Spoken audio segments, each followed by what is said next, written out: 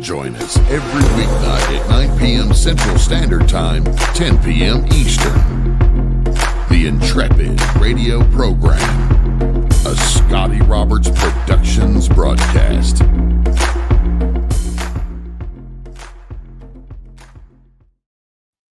Well, hey, folks, good evening. Welcome. It's Monday night. This is Scotty Roberts, and this is the Intrepid radio program coming to you live from my YouTube channel, from my studio through my YouTube channel, where we are a podcast that is coming to you live. We are not a radio show right now, but you can call us that. I call myself that every now and then. And so we appreciate the fact that you are here and love the fact that you're tuning into the chat room. If you're listening in any other place other than the YouTube channel, you are going to find that your comments can be seen and can be responded to, but not live necessarily unless somebody is over there with you. If you want to get the best chat experience, come on over to the YouTube channel. That's youtube.com/Scotty Roberts. And then look up the show. You'll find it there.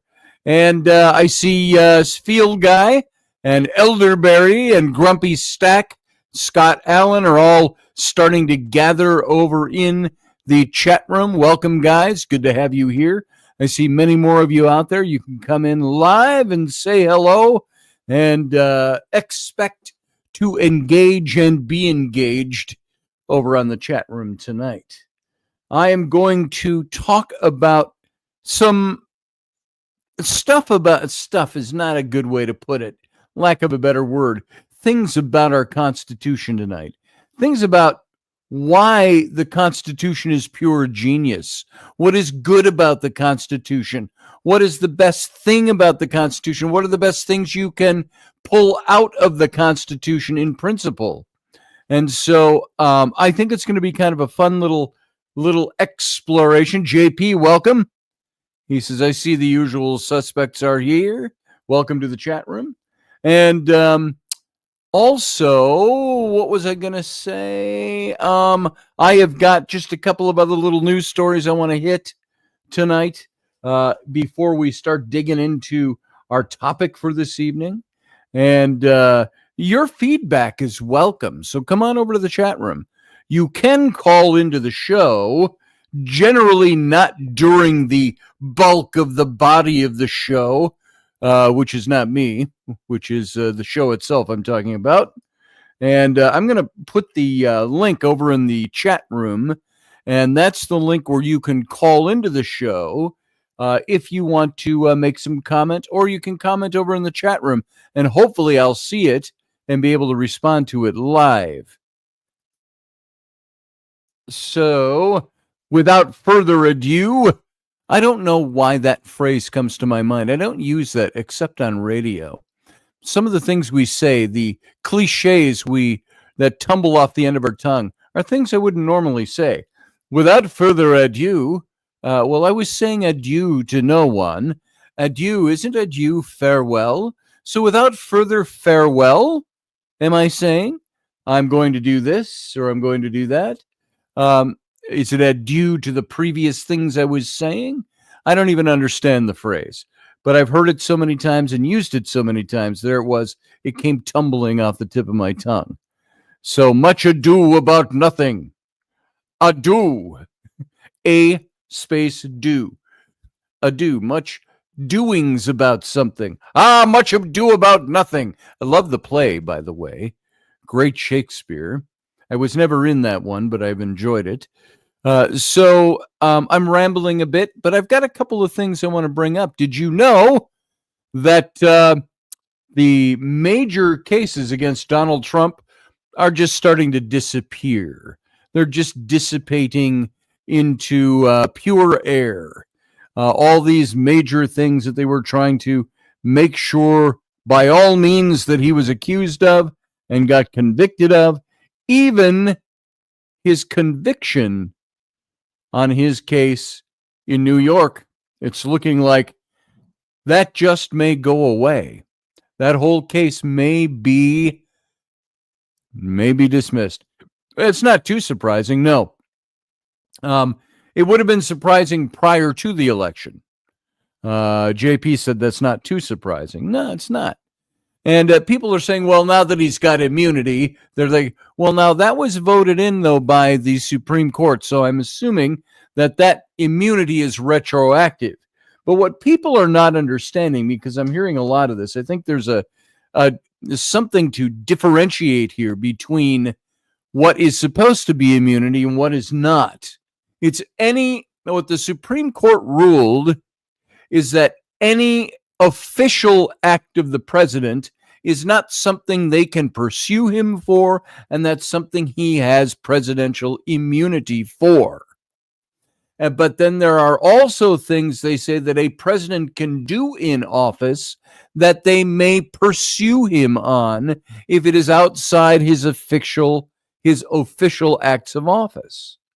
So people are not understanding that difference. And I see a lot of people primarily on the left that are complaining about things and all the immunity and this. Oh, I guess we've now put a king in office. This is going to be the last election. What a bunch of bull is and bullshit is and shit, I'm going to say. That's all coming from people who don't know what the hell they're talking about.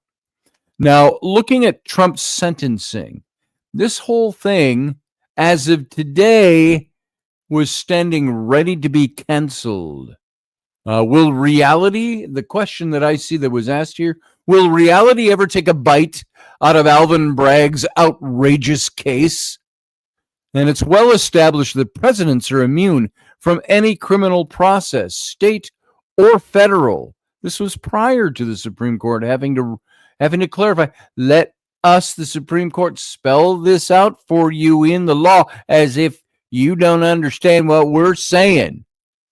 That's kind of what that ruling was all about.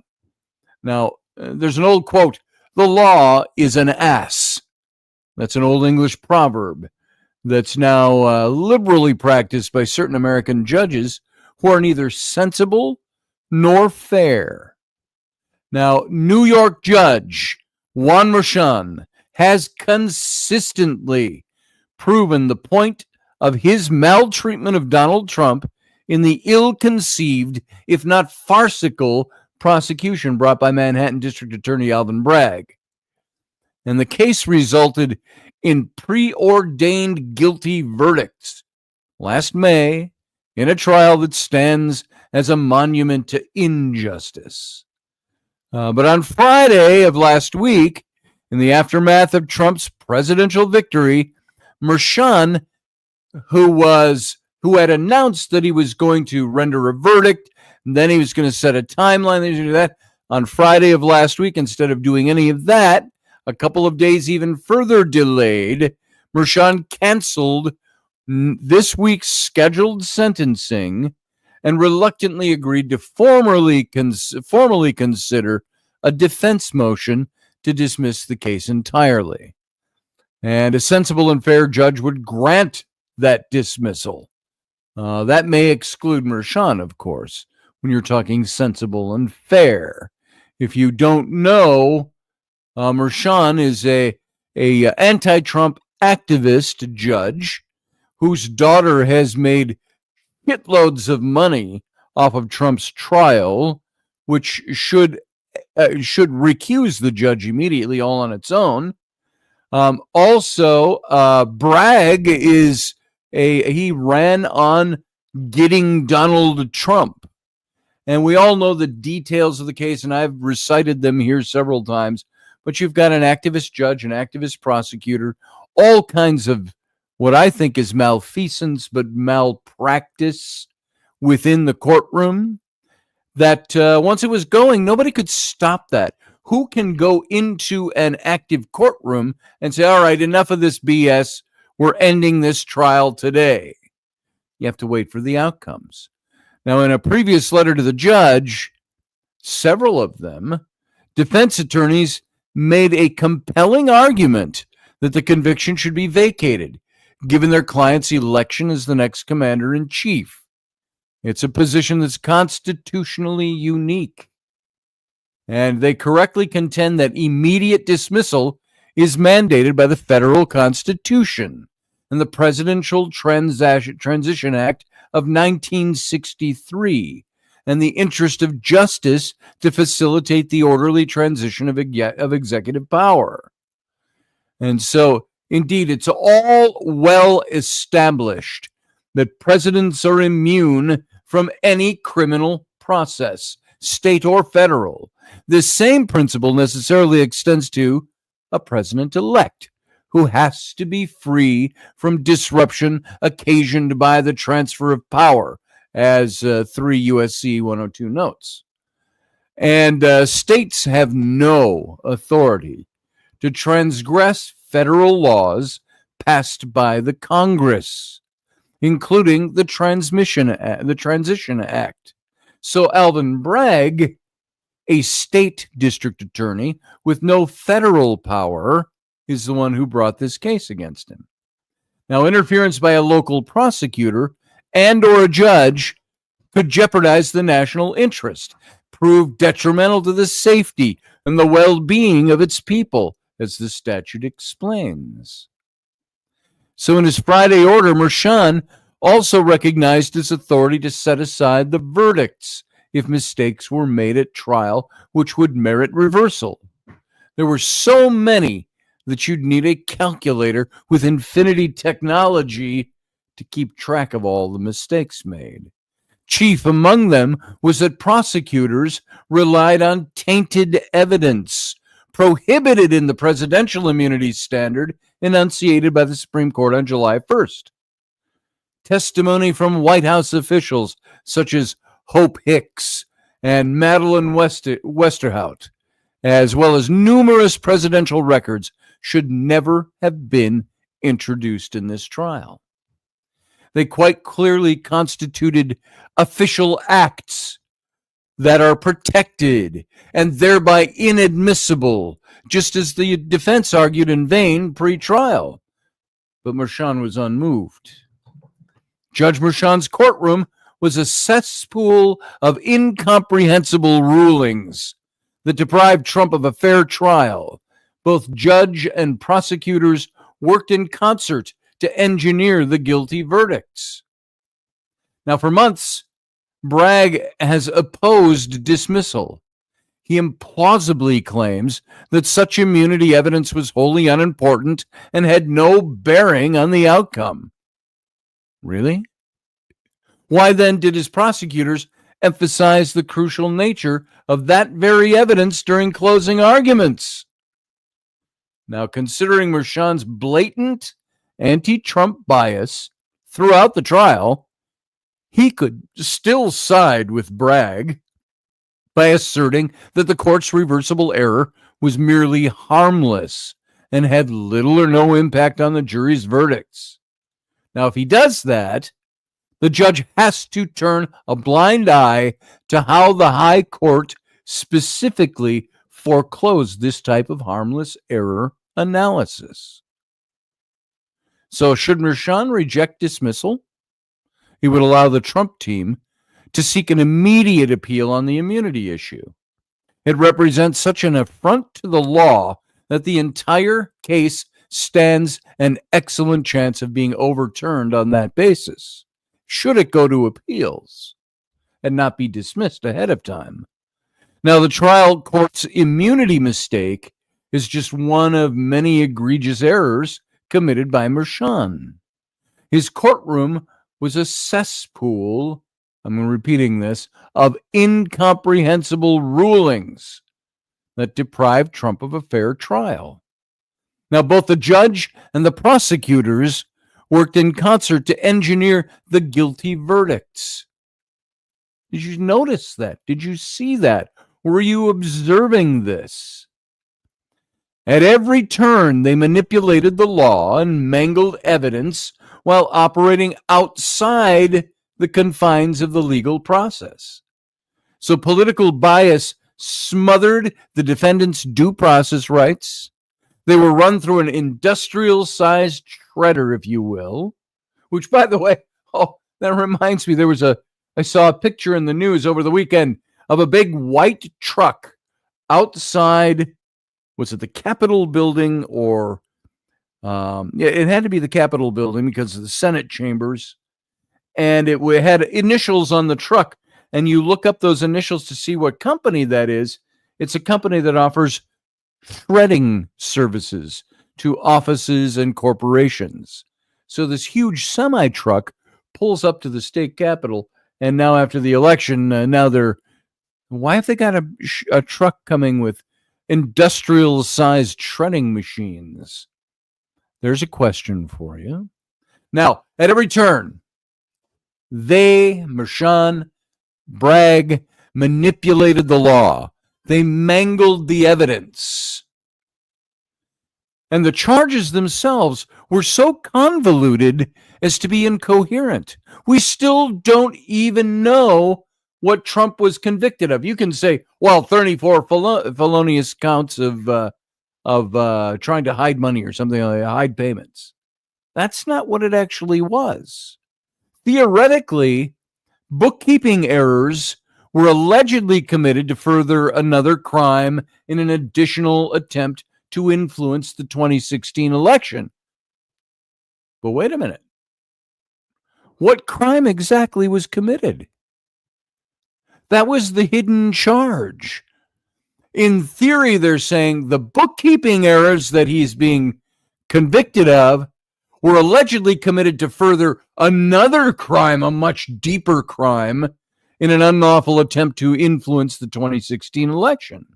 The problem is they never stated what that was. So what crime exactly? Was it federal campaign law violations? Taxation laws? False business records? Select from the aforementioned menu of imaginary possibilities. Trump doesn't even know because prosecutors never said. They never revealed that. There was no reveal to the defense of what these hidden charges were. And neither did the jurors when they rendered their verdicts.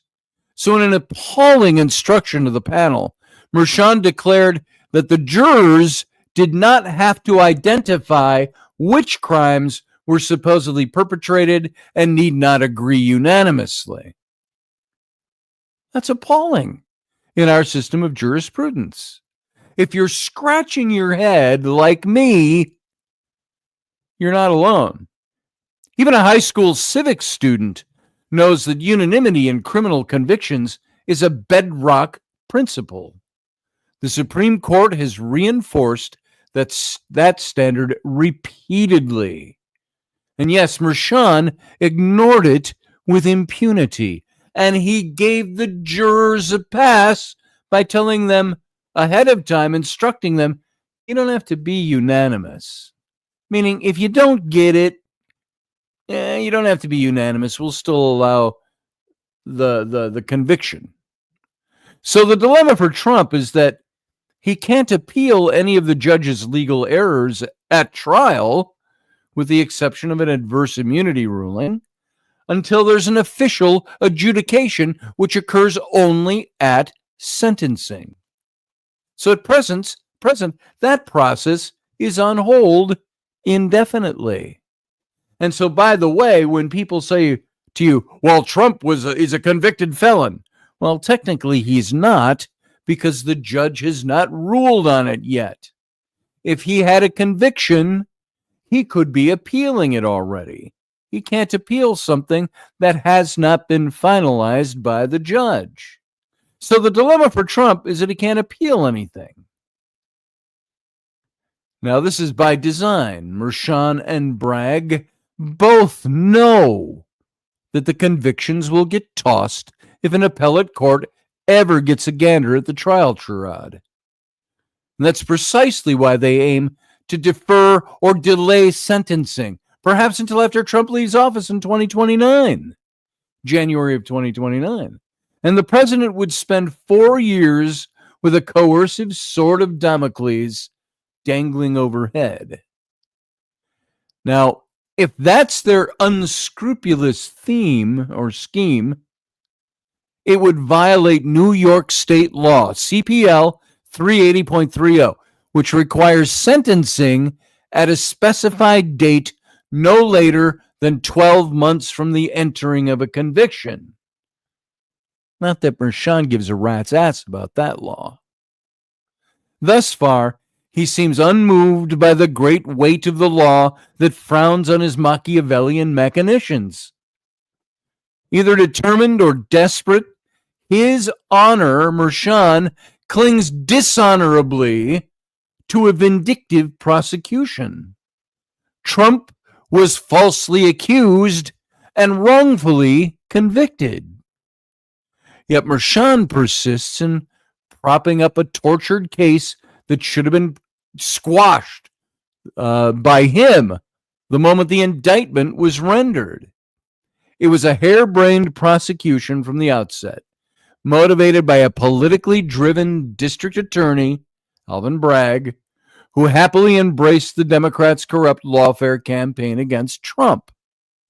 Now, this 8-year-old odyssey is the personification of a shameful miscarriage of justice. The law itself is not an ass, but Mershon has made it look like one, in my opinion. So the Bragg case, the Mershon case, the New York case revolving around payments made to a porn star, which was not the crime, by the way. Making a payment of hush money to a porn star is not illegal, even in New York. What they're saying was illegal was that the process by which he did it, and now then they were trying to link it to some kind of ghost election interference in 2016, which makes no sense at all. And they would not state that, and they did not state that. So, Randall Flagg, you're right. Lawfare was solely intended to prevent him from running and winning, and it failed. So, on to the next. Exactly. Kendall Blanchard over in the chat room says, my opinion, it's not a felony if you have to weaponize the law to even charge the person. Damn straight. So, I see condolences to Doug. What happened with Doug? Now I gotta slip back in here. Oh, you just got home from your aunt's funeral. Okay. Sorry to hear that, Doug. So, hope you're doing okay, brother. Grumpy Stack. Scott Allen, hello to you too. James McMichael, good evening to you, brother. So, yes, it was much ado about nothing, unless that was without further ado, says JP. Well, that's not too surprising, he said. Yeah, so on and so on and so on. All right, those are older posts from earlier in the evening. So that's the first thing I wanted to tell you about, is the big felony case against Trump is falling apart. And one of two things is going to happen, primarily. The judge is going to sit on it and let it hang over Trump's head during his presidency without ruling on it, without there being a sentencing by the judge, making it a firm conviction. But he's really only got 12 months to do that. He has to have. When did that conviction come down from the jury? Back in May. So he's got until May of this next year of 2025 to make his decision. Not 4 years. But that doesn't seem to matter to him. He's an activist. That's like asking George Takei to say a good word about Donald Trump or William Shatner. Doesn't happen.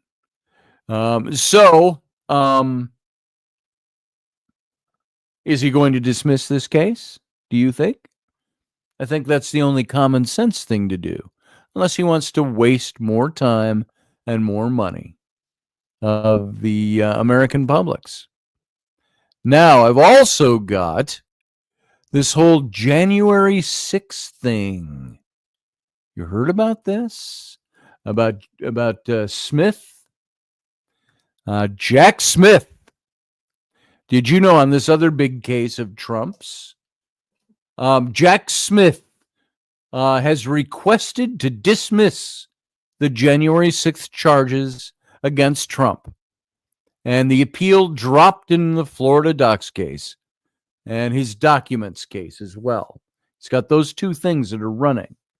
The appeal was dropped by his appeal. Jack Smith's was dropped in the Florida case. And the January 6th charges against Trump are also, it looks like, going to come to an end. Trump says lawfare against him was a political hijacking. But he also says he persevered against all the odds, and he won. Although it's not all official yet, he's won this.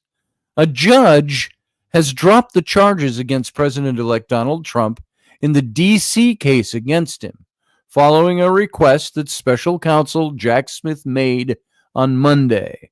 The decision concerns the investigation into the January 6th U.S. Capitol breach.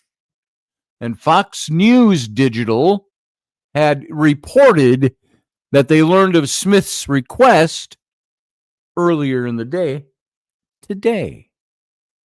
Now, the government has moved to dismiss the superseding indictment without prejudice. Remember what without prejudice means? That means it can never be brought up again. My disturbing the peace. Wait, what was it? I always confuse them. Not disturbing the peace. Where I had to go to court, I ended up a day in jail because I didn't know they even subpoenaed me. They had the wrong address. Last year, not disturbing the peace. What's the other term I'm looking for? When the woman came up, was yelling at me at the park and so on, and I got some kind of, not disturbing the peace. Damn it, there's another term for it. I can't think of what it is. But that was all dismissed. And finally, it didn't even know to go to court. They wasted, the court system wasted more time and more of my money to come up with something that I could have told them at the very beginning should never have even been brought to court. So that's what our justice system can do.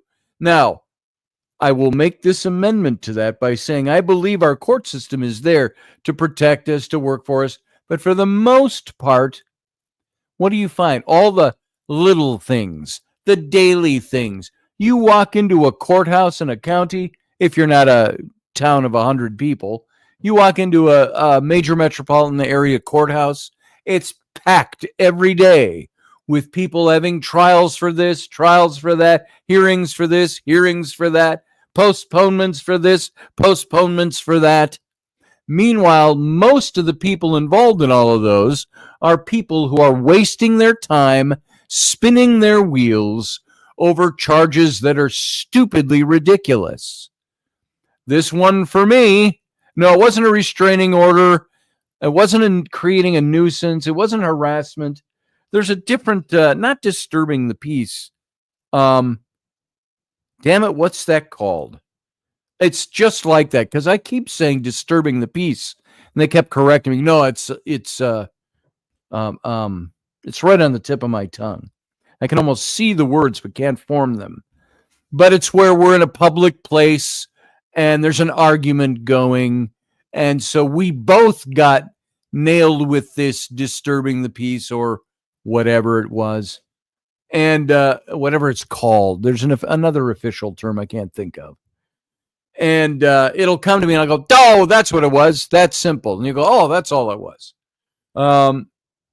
It's almost synonymous with disturbing the peace.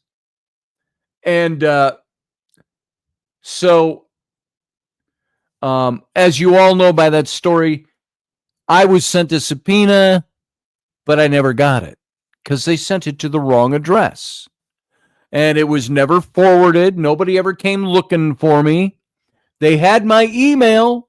They had my phone number, but they did not have my proper street address.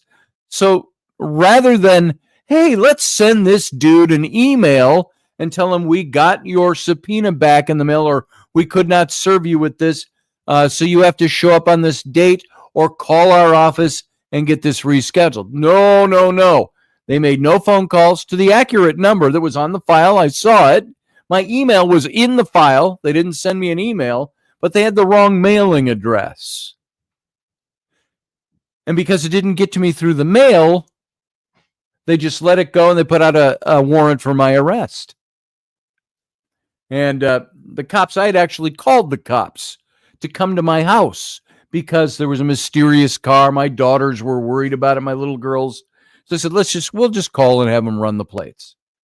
And the squad car came by and he came up and knocked on the door of the two officers. And I recognized him. I've talked to him many times. We're a small town. And he says, yeah, we ran him. There's nothing to it. It's all clean. But there's a worse issue. And, we've got a warrant for your arrest. And they explained it to me and all that. And I was like, dude, okay. Disorderly conduct. That's it. Thank you, Marie. Marie Keithley gets the grand prize. Ding, ding, ding, ding. Disorderly conduct. Not disturbing the peace. See how easy it was? So at 4 p.m, I get hauled off to jail. And you all know the story from there. I spend the night in jail. I get strip search. I got to bend over and take my hands and spread my butt cheeks so the prison guard or the jailhouse guard can make sure I don't have any contraband shoved up me bum. And so I'm dressed in orange and all of that. I got to take my stuff into the main room, the main cell block. There's about 20 guys hanging out in there. And I was not a happy camper, but I had a good attitude. I had a great attitude. I didn't get mad at anybody.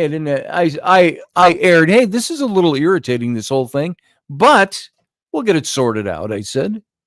I was mostly pissed off that I had to spend a night away from home when I had other things to do. You think I was pissed off? You should have seen Rainey. She was irate. So anyway, yeah, they checked my prison wallet. No, they didn't. Thank goodness. So, anyway, I was released the next day. I had to see the judge. And over this thing, this argument between two adults, two parents, one of them reasonable and logical and well-behaved, that would be me, and the other one, just to paint a nice picture, short, rotund, hair dyed blue, mom swearing at me, got herself pressed up against me in the park, big boobs pressed against me, yelling at me. And I even said to her, ma'am, you need to take a step backward. You're pressed right up against me. And she just kept going, finger in the air and yelling at me. And people were recording it, of course. One guy stepped up to me. I don't know how he knew who I was. It's a small town. He just said to me, he said, Mr. Roberts. I didn't know who he was. Mr. Roberts. He said, just walk away, walk away. I go, good advice. I said, I'm out. And I just turned my back to her and I walked away. Well, that was in May. And it was the end of August when the police came to my house because I called them there to tell me that I was under arrest. So I spent the night in jail. They took me in to see the judge at 1 p.m. the next day. But in order to take me into the judge, who, by the way, we did not see personally, the judge was not there. We were in a cinder block room with a closed circuit TV. That's how we saw the judge, and that's how he saw us. But us being the other people who were standing before him that day, we're all lumped together, you know. It's no private trial. You're all lumped together with everybody else who's done stupid little things. And so I've got, in order to see the judge in a cinder block room in the jailhouse, locked in by closed circuit TV, they had to handcuff my hands together and shackle them to my waist and shackle my feet together. So I'm shuffling around in chained feet. And, you know, you're so tempted to sing, you know, On the Chain Gang. But so all of this proved to me one thing. And, of course, the judge said he didn't want to hear much of what I had to say. First thing he asked me was, so how are we doing today, Mr. Roberts? And I said, despite the fact that I'm wearing an orange jumpsuit and my hands and feet are shackled, I said, I think I'm doing rather well.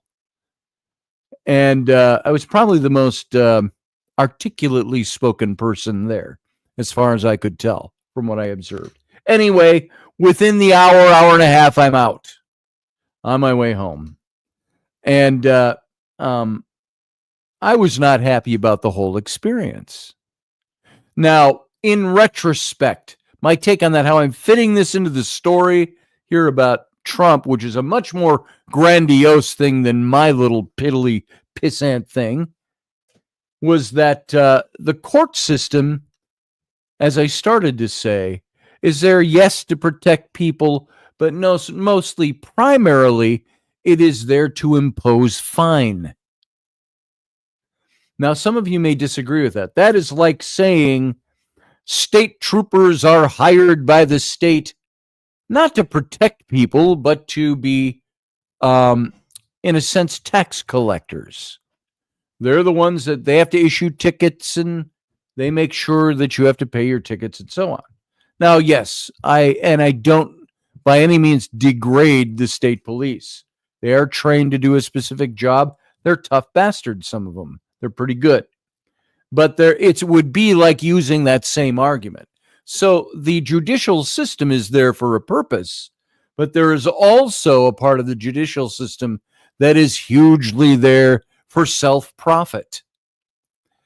Could you imagine in St. Croix County, Wisconsin, where I live, which encompasses a lot of area and a lot of towns, the amount of money they bring in every day on fines, on court fees, on all of that stuff. So, yeah, I just got a letter. They're going to, the state of Wisconsin is going to dox any tax return I might get because there's an outstanding balance of $48 on my my jail stay and all the court stuff. And that was for my attorney. Because I'll tell you this, I went to get an attorney on this thing. They wanted $9,000 to represent me.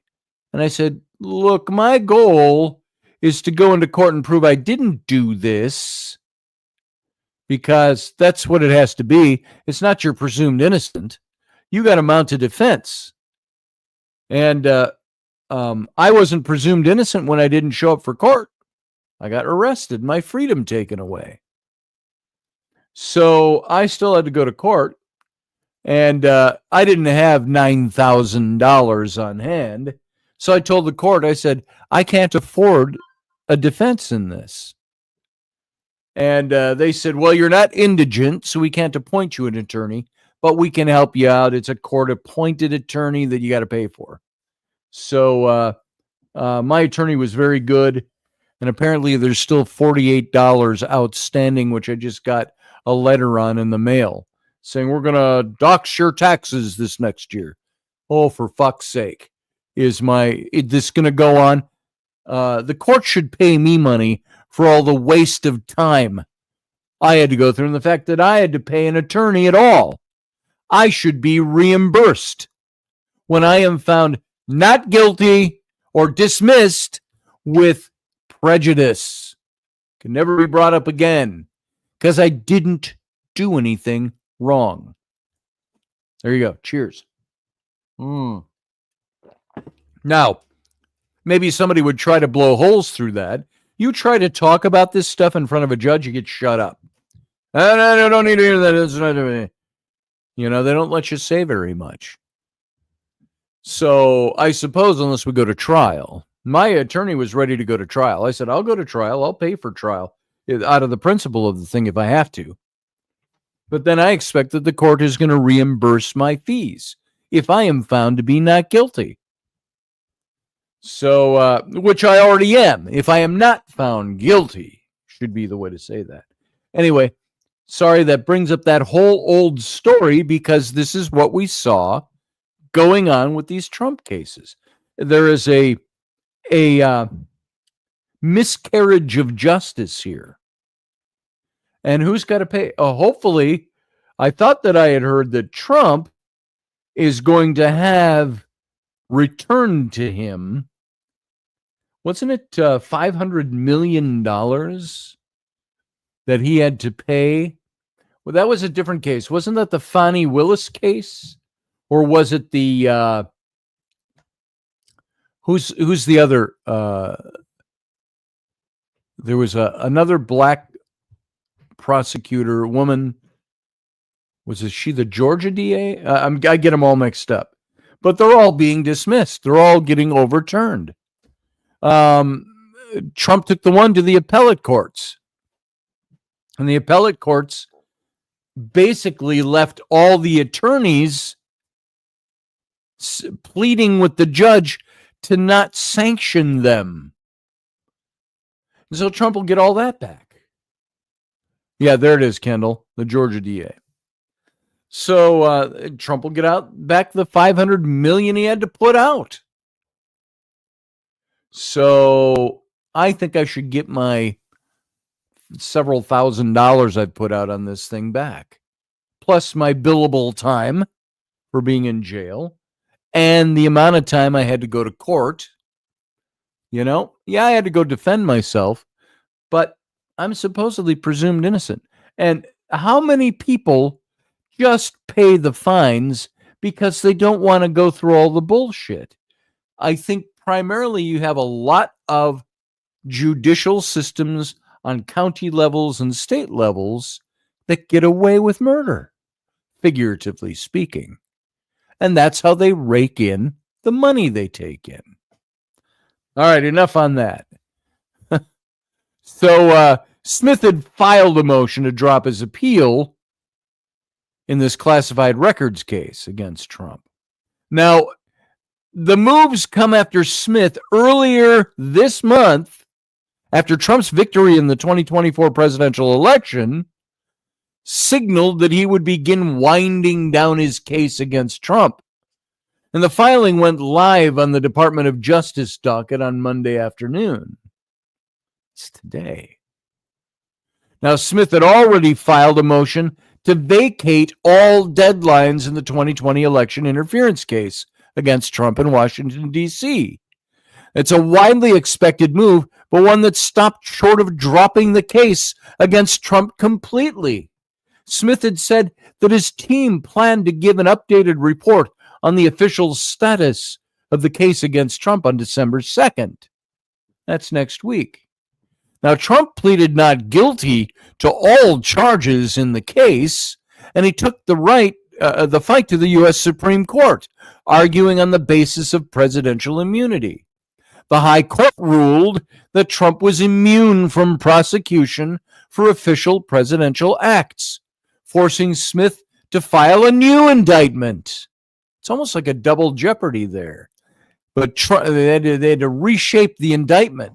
Trump pleaded not guilty to those new charges too, and Trump's attorneys have been seeking to have the election interference charges dropped completely in Washington, D.C., alleging that Smith was appointed unlawfully. Now, the American people re-elected President Trump with an overwhelming mandate to make America great again.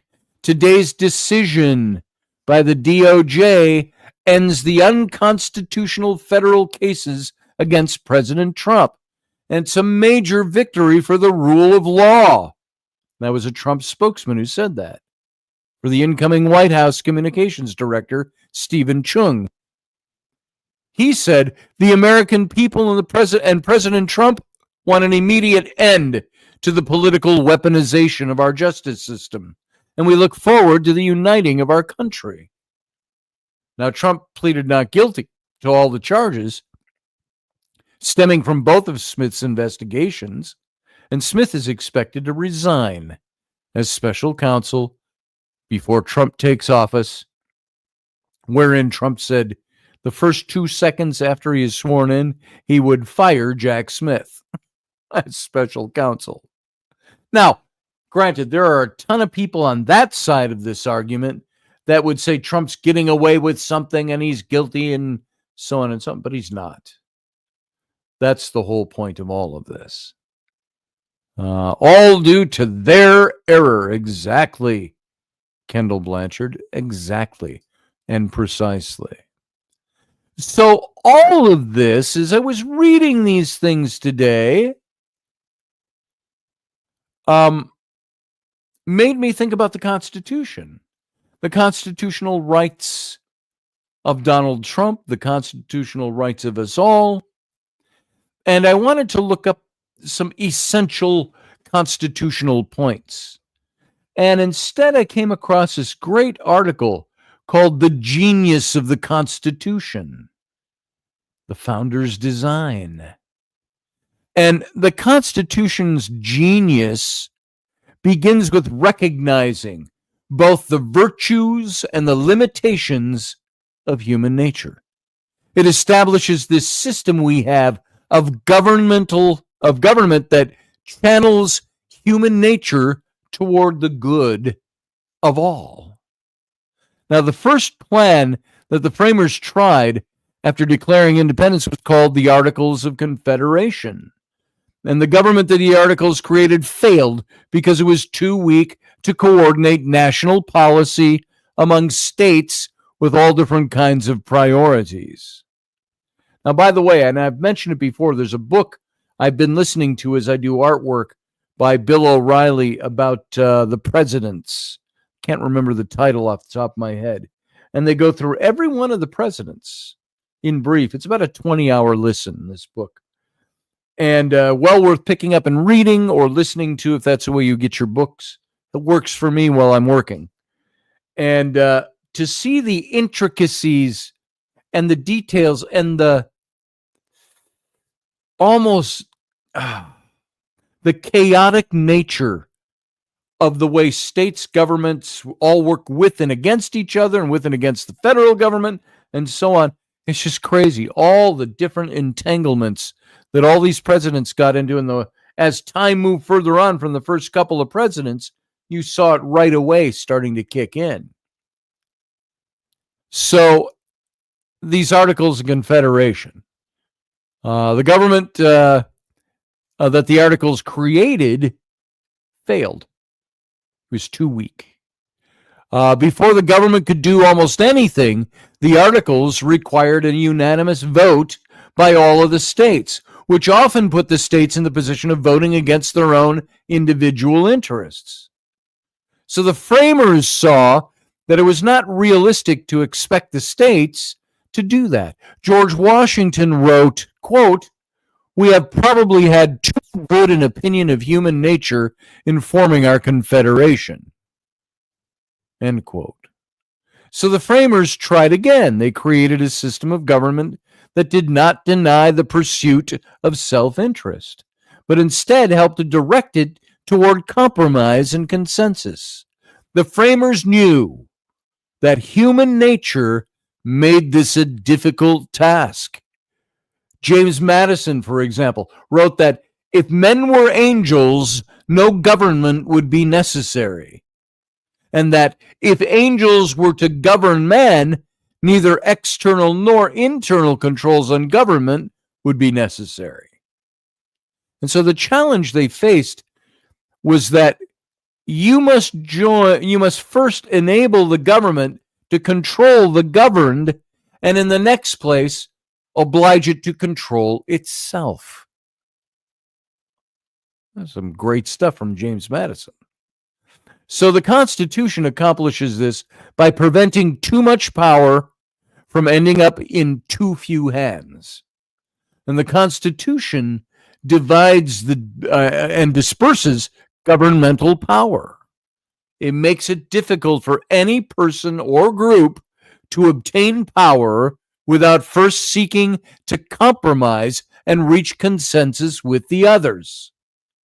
The Constitution divides power to create checks and balances among the three branches of the federal government and between the states and the federal government, while also recognizing the priority of certain individual rights and requiring widespread agreement to change the supreme law of the land. If you want to change the Constitution, it is an hellacious process that must be entered into. It is daunting.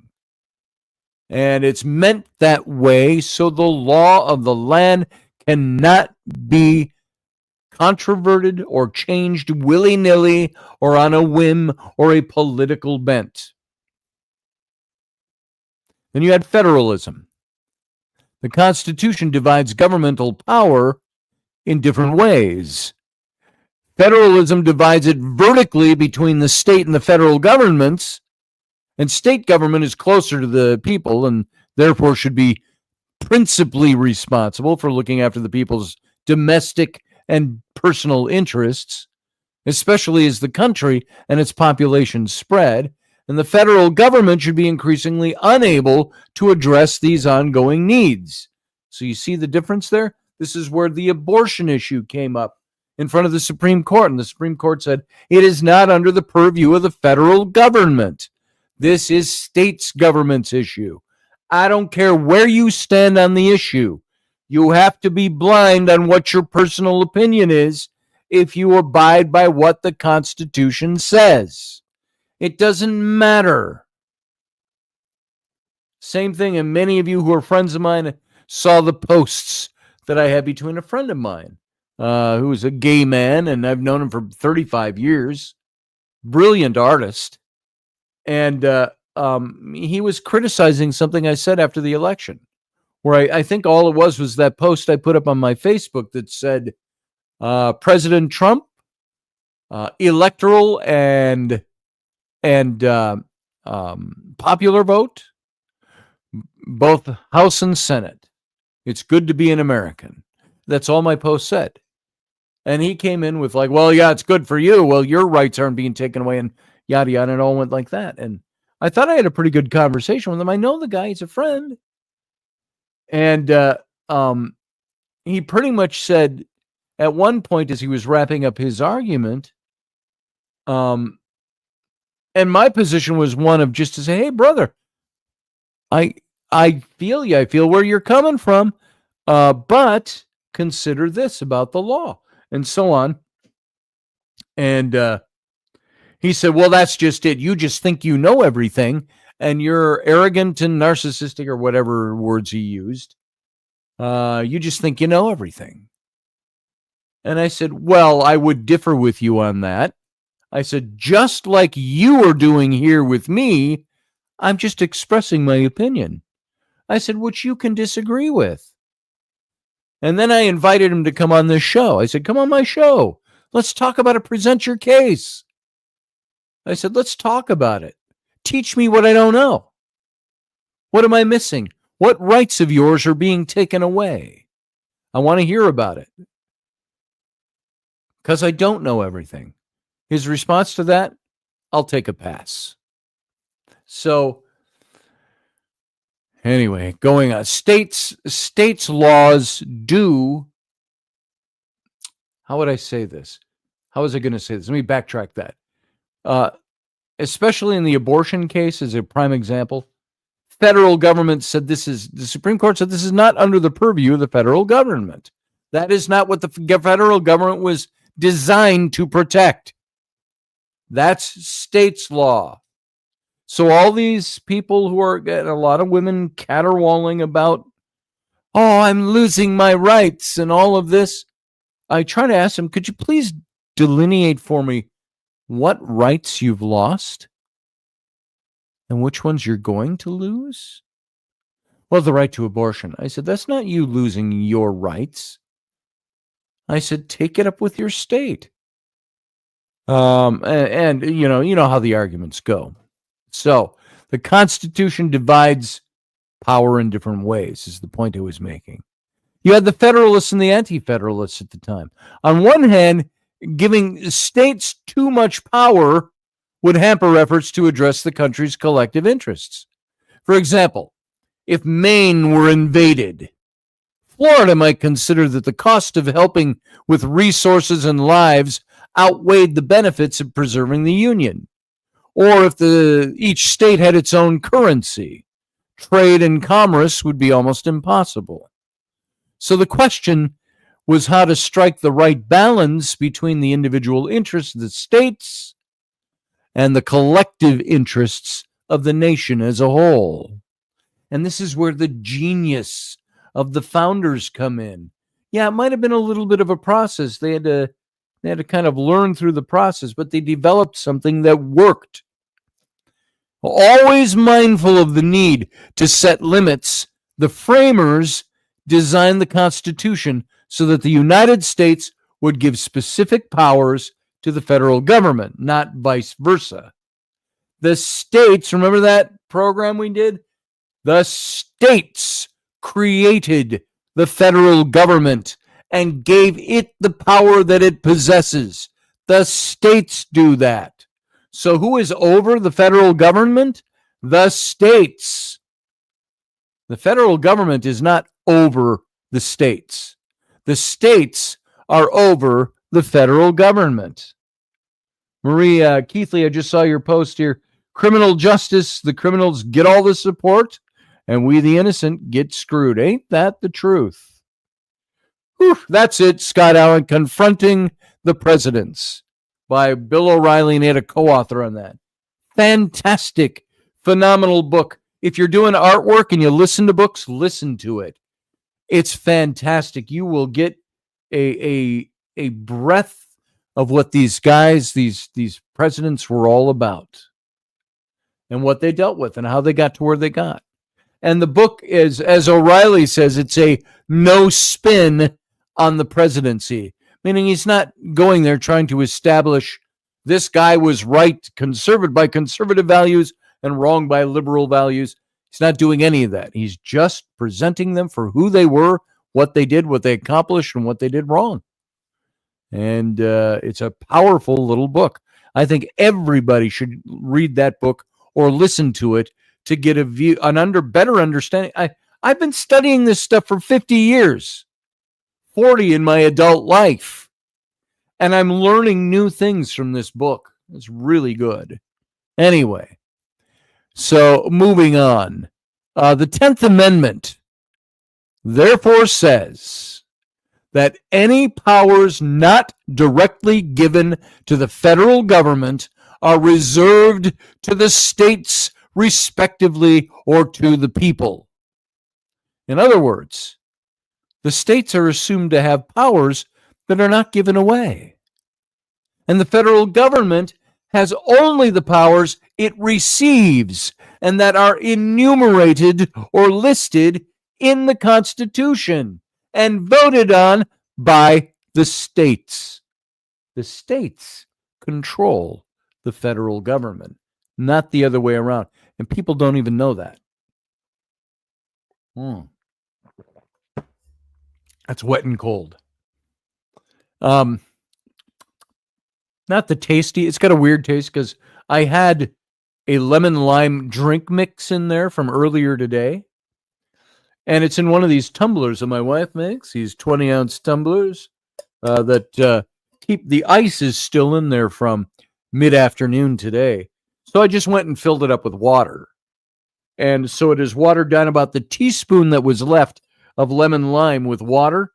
So it's like, it's not as good as like dipping a lime or a lemon in your water. It's different than that. So it's kind of funky tasting, but not bad funky. It's still wet and cold. All right. What about the separation of powers? In addition to limiting the powers given to the federal government, the framers also divided these federal powers into three branches. As we all know, the legislative branch, which is divided into the House of Representatives and the Senate, they make the laws. The executive branch enforces the laws, and the judicial branch interprets the laws when settling legal disputes. So once again, the framers wanted to prevent too much power from ending up in too few hands, because that would endanger the freedoms that government exists to secure. James Madison, for example, wrote that putting legislative, executive, and judicial powers in the same hands, whether of one, a few, or many, may justly be pronounced the very definition of tyranny. So quoting Montesquieu, he continued that there can be no liberty if the power of judging be not separated from the legislative and the executive powers. After all, if one body possessed the power to make and enforce the laws, nothing would stop it from enacting unjust laws. Likewise, if the same body exercised both the power to write laws and the power to decide legal disputes, nothing would stop it from arbitrarily changing the law to suit the government's needs. And critically, the government could change the law without considering the will of the people at all. Every time I say at all, I think of Andy Griffith. The Andy Griffith Show. Well, that don't make no sense at all. So the separation of powers, these branches of government, separating the powers of government to protect against tyranny makes ultimate bloody sense, doesn't it? But why does the Constitution separate them as it does? It all comes down to timing. A large body of people like Congress act slowly and deliberately. I remember once remember Rush Limbaugh, the late Rush Limbaugh? He said, government grinds slow. And he says, it is good that government grinds slow. He says, the longer it takes government to do anything, the longer you hang on to your freedoms and your wallet. He says, so slow government is good, he said, and I agree with that. I've agreed with it since the day I heard him say that 25 plus years ago. So a large body like Congress acts slowly and deliberately. And so when it comes to passing laws that'll govern all the people of this country, deliberation and debate help to promote compromise and consensus. But speed is necessary if the nation is attacked and a defense must be mounted. In that case, one president can act much faster than an assembly can. Likewise, when the nation needs to speak to foreign countries, one person can present a unified message that Congress cannot. So the Constitution gives to the judicial branch the power to interpret and apply the Constitution or statutes to decide individual legal disputes. Alexander Hamilton, the guy who they made the big musical about, explained that this requires the judgment of a court rather than the will of the legislative branch or the force of the executive branch. So unlike legislators or the president, federal judges do not have specific terms, so they're free to render judgment impartially and without fear of political retaliation, in theory. So the Bill of Rights comes in now, dividing the government power vertically through federalism and horizontally through the separation of powers is an example of the necessary internal control of government that Madison described. The Bill of Rights, which recognizes certain fundamental individual rights, is an example of an external control. Each of us has certain fundamental rights that no government may ever take away. The Declaration of Independence refers to these as unalienable rights, and these include the freedom to practice any religion you choose, to speak your mind openly, to petition the government to change the law, to be free from unreasonable searches and seizures, to bear arms, to have a fair trial, and to be free from cruel and unusual punishments.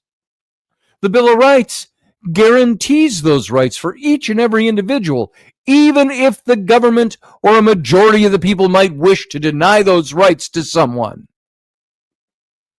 Justice Antonin Scalia once observed that every banana republic in the world has a Bill of Rights.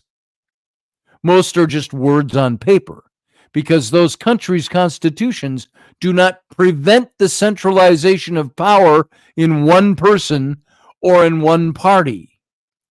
It's the structure of government established by our Constitution that makes our system distinctive.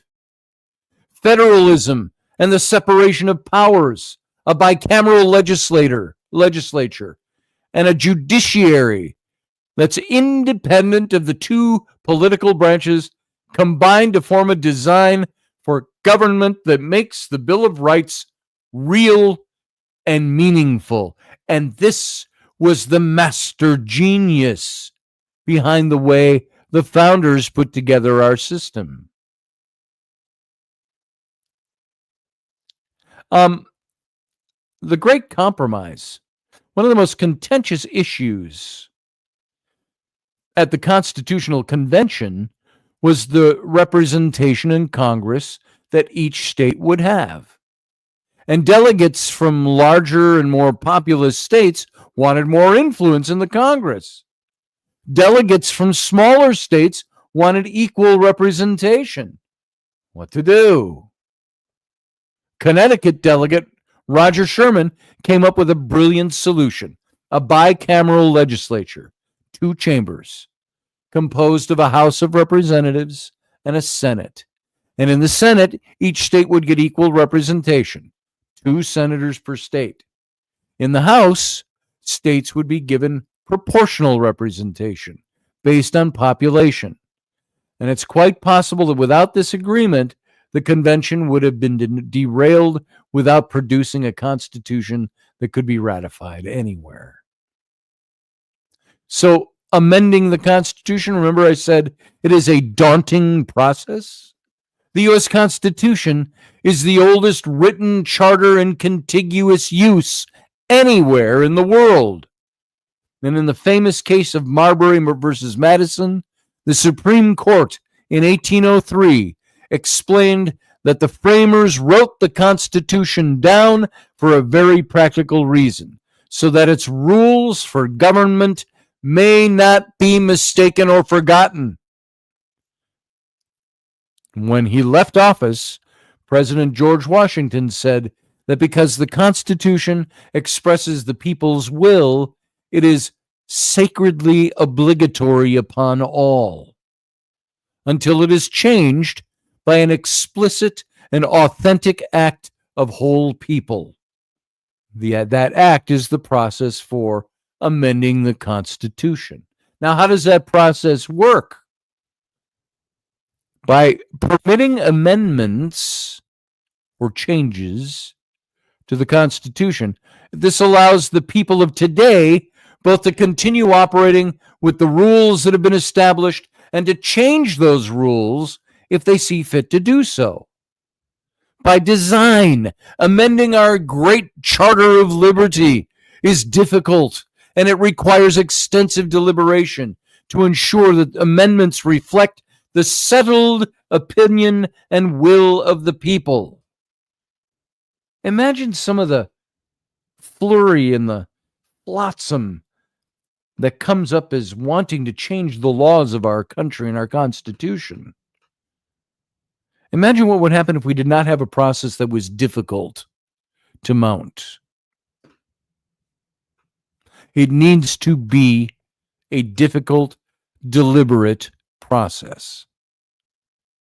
As James Madison explained in The Federalist, the amendment procedure allows subsequent generations to correct errors and make whatever useful alterations will be suggested by experience. So at the same time, the difficulty of the amendment process prevents the Constitution from being weakened or deprived of that veneration which time bestows on everything, and without which the wisest and freest governments would not possess the requisite stability. So amendments have been suggested thousands of times since the Constitution was ratified in 1789. But the states have approved only 27 of the 33 amendments that Congress has actually proposed. These included adding the Bill of Rights, changing the way the president and the vice president are elected, abolishing slavery, preventing state governments from discriminating against any person, guaranteeing the right to vote to all citizens, regardless of race or sex, giving the federal government the power to collect an income tax, providing for the direct election of senators, and both outlawing in 1919 and then legalizing in 1933 the production and distribution of alcohol. So the great genius of the Constitution is this: it permits the people to govern themselves by putting the power of government in their hands, by protecting them from those who would take power or liberty from them, and by giving each successive generation the ability to improve upon the government bequeathed to them by those who came before them. The Constitution is a genius document, and the genius of it is the fact that it is written for the people's protection. And I have mentioned before, I have friends, social friends, that have said to me over the last couple of years that they believe, well, we should just tear up the Constitution. Well, my dear, if you tore up the Constitution, you would not have a republic or a country that you could call your own. You would be governed by someone else. The people who make statements like that, who are citizens of this country, are those who have never bothered to educate themselves on what their Constitution means and does. They have never been taught these things, and if they have, it went in one ear and out the other. I believe our children in school need to learn about the Constitution. They don't need to have a civics course. How boring, how glossy-eyed does that sound? They need a course called like the Living Constitution, your Constitution, the American Constitution, the Genius of the Constitution 101, to know how your country works. I thought the Isle of Man held that title, says JP, the longest continuous. Yeah, maybe it does. I'd have to check. So There's your Constitution, folks. That's what the Constitution means. That's why it is so important. And we have to do everything we can to defend that.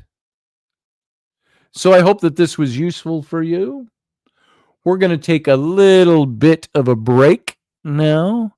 If we were on the radio station, we would have checked out a radio and come back with the Captain's Cabin.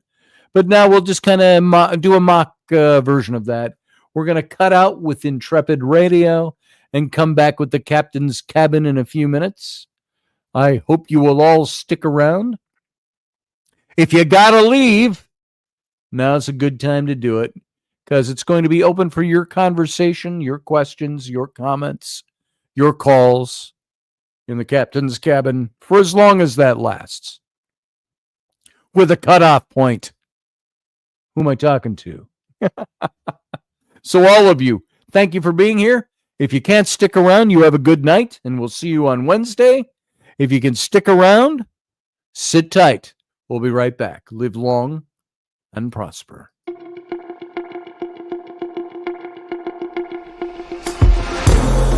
Intrepid Radio Program with Scotty Roberts. Intelligent talk.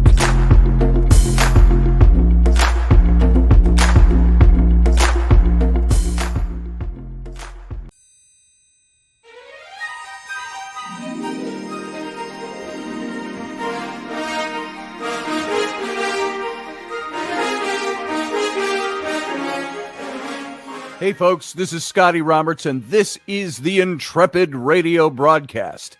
I've been broadcasting for about 20 years now, covering such topics as science, politics, the paranormal, weird science, weird world history, archaeology, and the paranormal. Everything from ghosts to cryptids to creepy things that go bump in the night.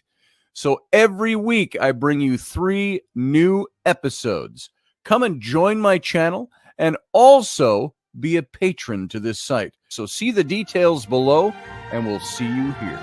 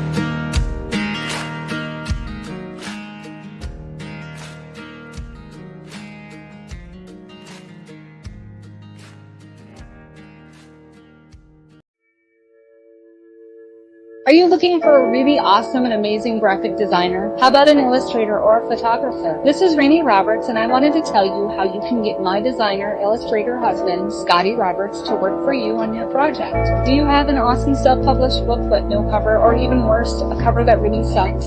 Do you need a kick-ass logo for your company or some f***ing awesome graphic designs for your ads or website? Then get in touch with my husband for the best f***ing awesome kick-ass design and illustration. He knows his stuff, and he's been at this for more years than I've been alive. Go to ScottAllenRoberts.com. That's Scott with 2 T's, ALANROBERTS.com to take a look at his online portfolio of work, or call 651-468-8115. Now go out and kick some ass with some kick-ass graphic design. Hi, my dad. So he can take me to Disneyland.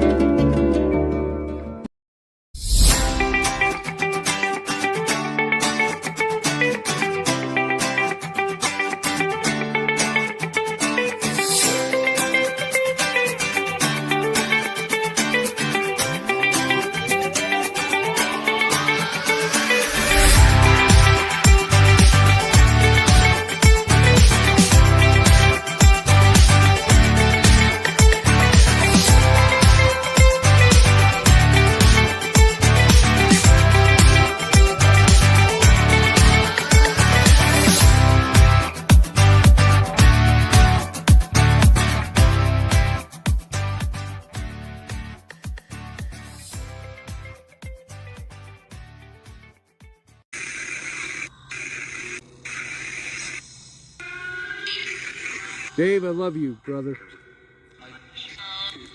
I miss you too. I miss you too, I heard. Yep, Did you guys hear that? I heard that. I miss you, Dave.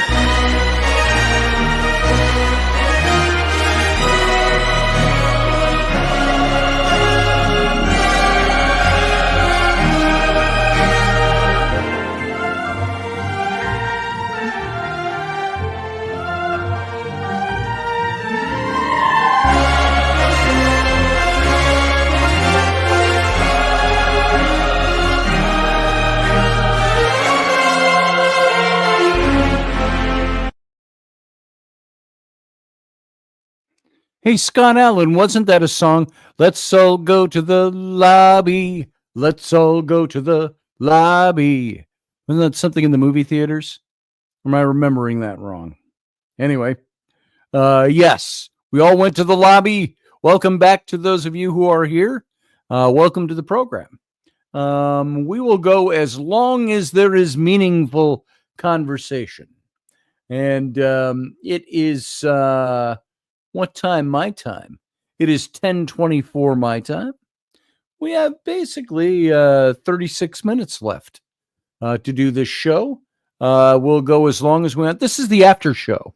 Remember, the after show comes after the show, and it lasts as long as we want it to or as short as we want it to, depending on what kind of conversation we have and what's going on.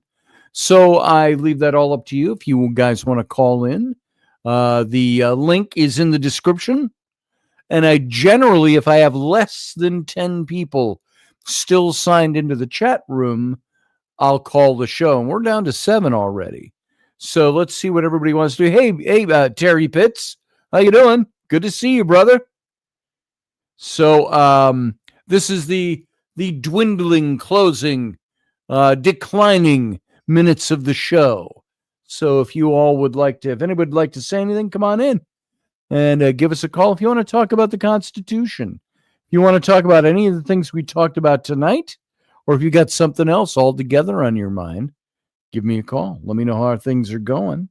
We are going to strive, Wendy and I, even though we haven't talked today or since last week, we're striving to get a show done tomorrow, a Robertson, which will be at 4 p.m. Central, 5 p.m. Eastern, and 10 p.m. London time. So you'll see an announcement tomorrow if we can make that all happen and go. So that will be tomorrow, Robertson. And what else have we got coming up? Let's see. Well, it's Thanksgiving week. So what do you guys all got going on Thanksgiving? You have a good Thanksgiving planned? You have Thanksgiving with family? You got Thanksgiving with yourselves? We're going to do a Thanksgiving, of course, with family on Thursday, and then another Thanksgiving with family on Saturday. Just a smaller one. My son likes to come over, and I think my twin daughters are in town this week. They're doing lots of stuff with the other family.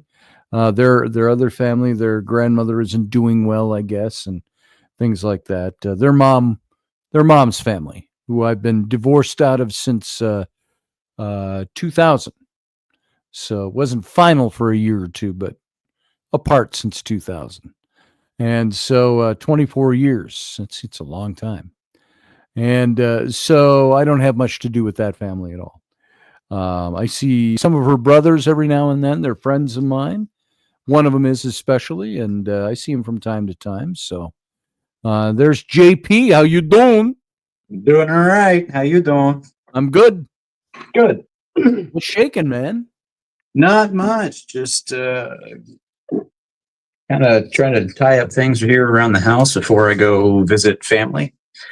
Go and visit, and you going on a trip anywhere, or anybody in town there that you get to No, I'm headed to Ohio. Okay. See grandparents and all that stuff like that. Yeah. You driving or flying? Driving. I like driving personally. I like flying if I have to get there and back. I Yeah. like driving if I can take my time. So Yeah, no, I'm kind of the same way. And I don't mind driving, honestly. I mean, yeah, I work in an office all day, so if I've got to drive 6 to 8 Right. hours to a place, it's Right. just a work day. yeah. So that's the long and the short of what I've I been. like the look of the braces, by the way. Oh, thank you. These are actually reproductions of I was gonna ask. the braces that went with the Wehrmacht uniform. Ah, Yeah, odd one for someone as American centric as I am to Right. grab, but they're left over from when I was doing community theater down in Waynesville, Missouri, before I moved up to North Dakota.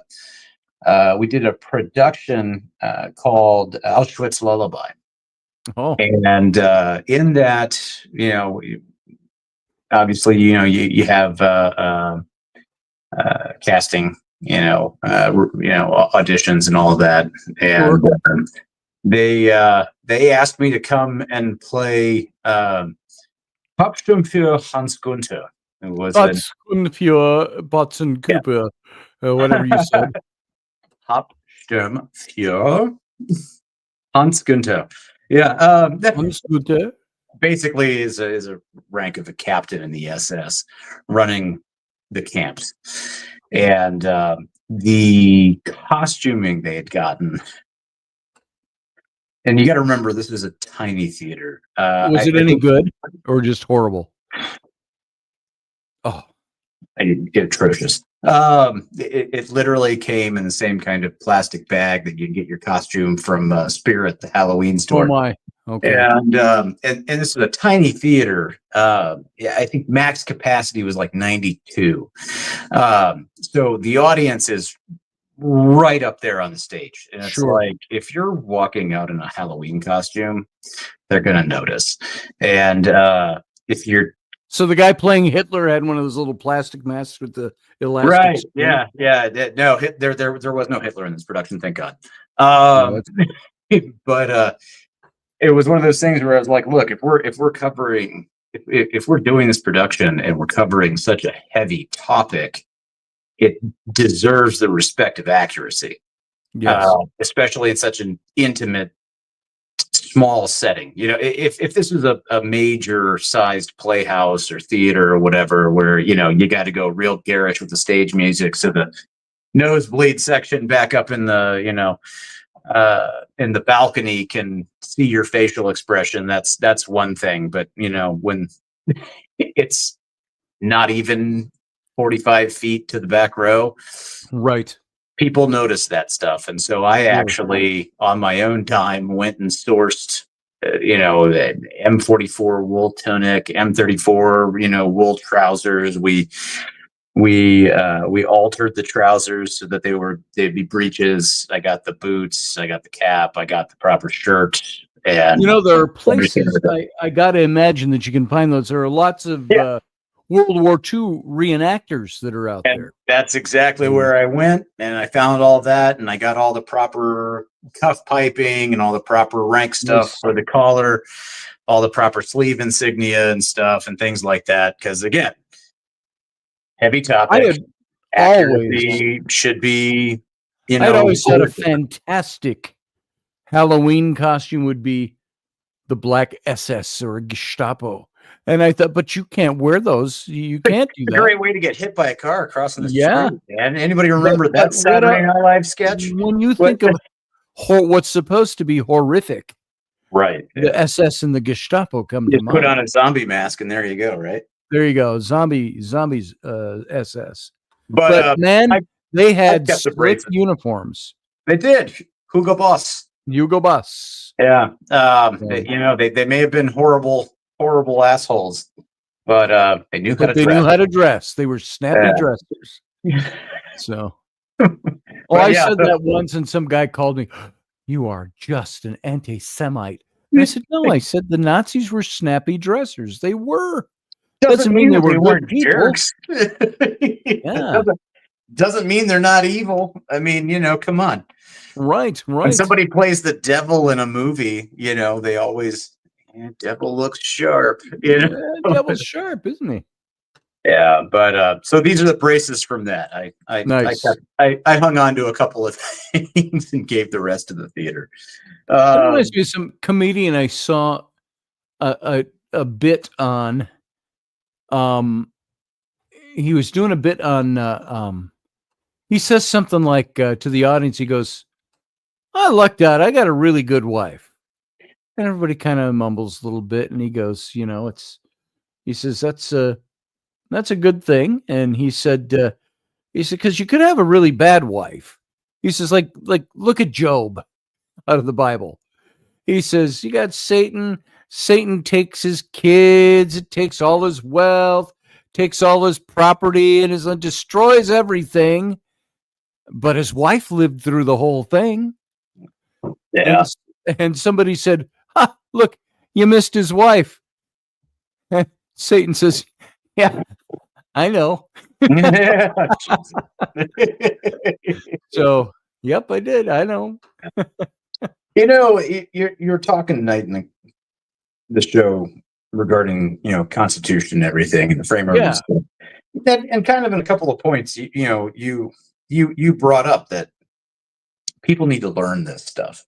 Yes. And I think one of the biggest things that I have seen in this whole election cycle, I mean, well, really, even going back to 16, are all of the things that people scream bloody murder about losing rights, about losing this, about he's going to do this is going to be taken over by that.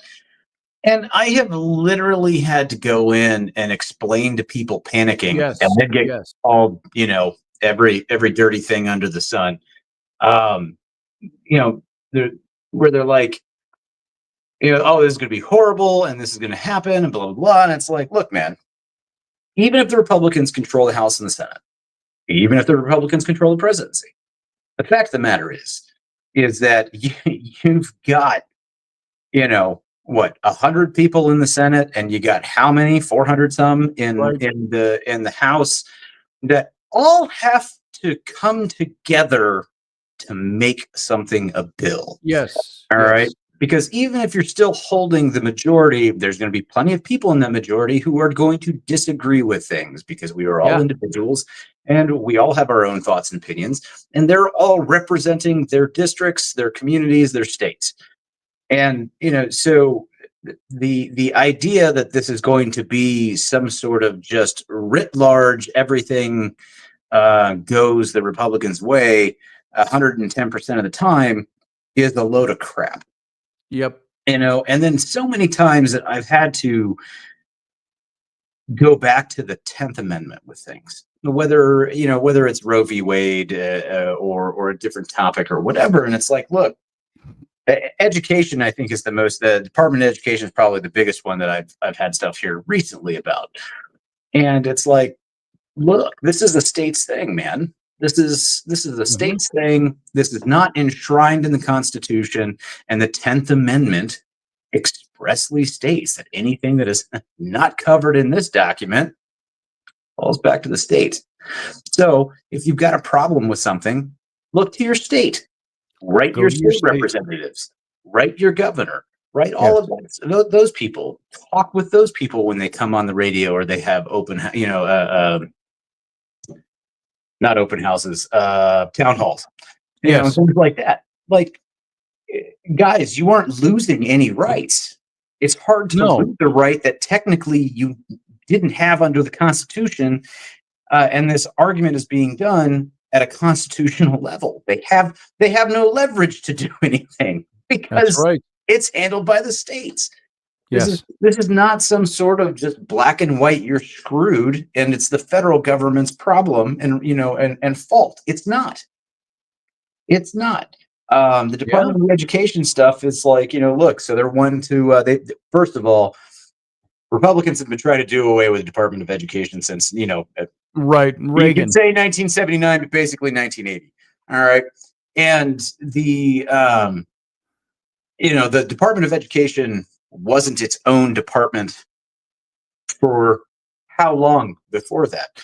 Before it became the Department of Education with Carter signing that or developing that department, it fell under the Department of, what was it, Health, Education, and Welfare, and things like that. And at one point, it even fell under Department of Interior.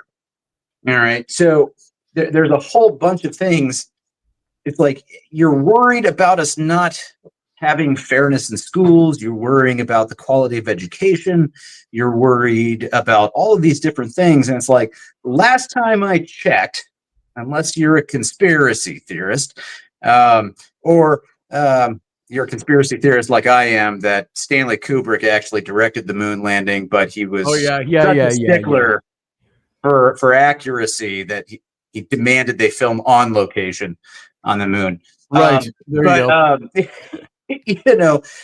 fact of the matter is it's like, look, we put people on the moon with slide rules and pencils and computers the size of friggin' houses.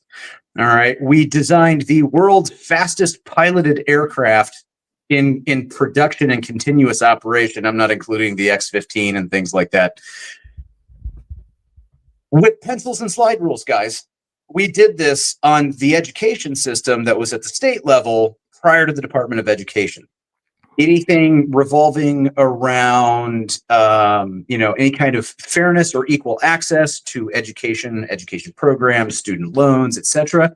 All of that is enshrined and protected effectively, permanently, because let's be honest, how long does it take to change laws or policy in the government? Well, right. Right. It's all enshrined and protected in Title IX of the United States Code. And if something is going against Title IX, that ends up going to the courts. So it ends up getting defended and it ends up getting sorted out. You don't need a department to dole things out. Now, administratively, in terms of making sure an academic body is, actually filing paperwork properly and doing the things they're supposed to get federal funding. Like I can kind of see that argument, but that could probably be handled just as well under another department, and you can reduce the size of things. And by reducing the size of things, in terms of how much bureaucratic process it goes through, you're reducing the wait times and the bullshit. But like, people don't look at things that way. And anytime I've gotten into an argument about it, I hit them with all that. And it's just like, that's just your opinion, man. I'm like, all right, Big Lebowski, whatever. Yeah, sure. That's my opinion. Right. Yeah. Because we have it in Title IX. My opinion. No, that's a law, dude. That's right. Come on. Professor, welcome. Good evening, gentlemen. Hey, Prof, what's up? How's it hanging? Low and slow as always. Yes. It's not short to the left. I pack to the left and sometimes to the right. It just depends on the environment. Depends on the environment, the weather. So you as the proper term, and Scotty will know this because of what he has done work-wise in the past. So are you saying predominantly you dress to the left, but occasionally dress to the right? Well, actually, it depends on where it lands when I put on my shorts. I mean, I really don't pay that much attention to it. And during the winter season, there's no packing required. It's self-packing. For the audience, just so they know, dressing left or right in terms of men's clothing and things like that. Yes, it is. Have you ever seen a pair of men's apparel that accommodate that? Do you get a left pack pair of underwear as opposed to a right pack? I mean, I've never. I haven't seen it, but it's more in No. having custom tailored clothing is really where that comes in back in Yeah. the day. And I'm And glad now it's you all brought- industry standards, and there's even things that if like you look at a shirt, if the left snaps over the right, like on this, you button the buttons into the left side. Men's That is how usually can be men's left to right. shirts, coats, jackets, etc. Women's, it's the other opposite. way around, and that was a way of distinguishing between whose garment belonged to what. So Yeah, because everybody wore a bunch of frilly shit with a bunch of powdered fucking wigs back then, and you wonder about some of the psychology that was going on back then. But before you throw another squirrel to chase here, I wanted to make a comment on. Wait, are we talking about Peanut and Fred now? What Scotty was rambling on about, and what you actually stumbled into, although you're probably not aware of it, Jason, but you may be because you did stumble upon there, and that is this.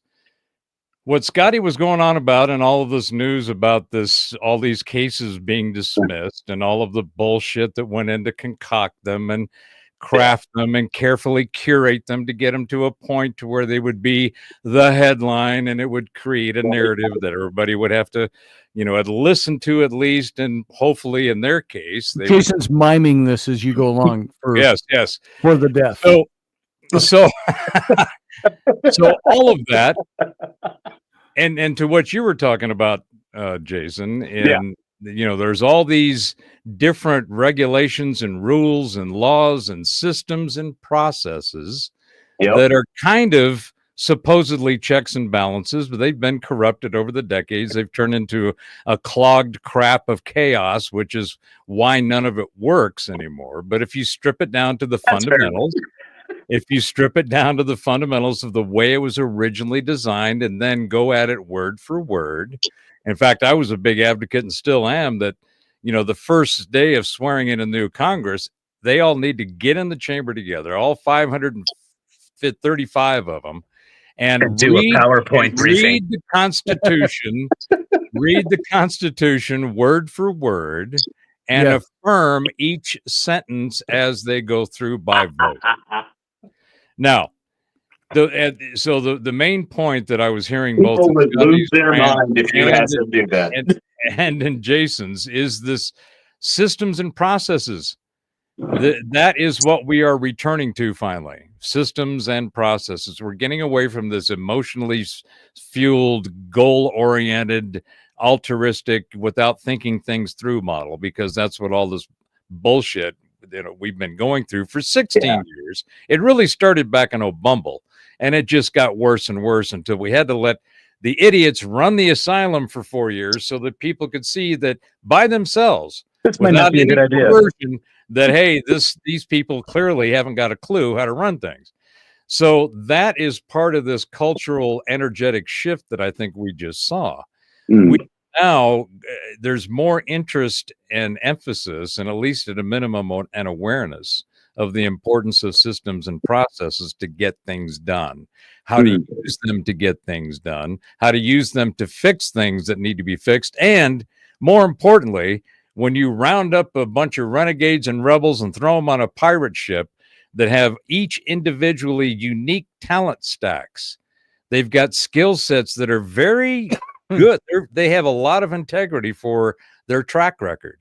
So when you're combining a bunch of individually successful people with integrity and with authenticity and with a track record that is credible, and you put them all in a room and you say, all right, guys, what do you think? You're going to have, you don't have just a political grouping around Trump's orbit right now. It's not political, it's ideological.